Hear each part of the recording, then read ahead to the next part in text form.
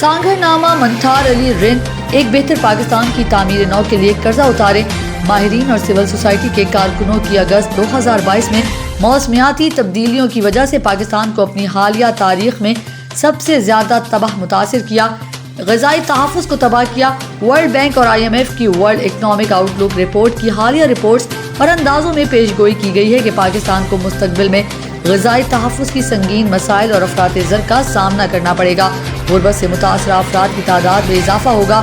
پاکستان کو تباہ کن سیلاب کے بعد تعمیر نو کے لیے $30 بلین کی ضرورت ہے، جو کہ بین الاقوامی مالیاتی فنڈ اور قدرت کے قرضوں کے تحت بین الاقوامی قرضے فراہم کرنے چاہیے۔ یہ مطالبات سسٹینیبل ڈیولپمنٹ فاؤنڈیشن کے زیر اہتمام ایک عوامی فورم میں مقررین نے ماحولیاتی انصاف ایک بہتر پاکستان کی تعمیر کے لیے قرض کو منسوخ کرنے کے موضوع پر کیا۔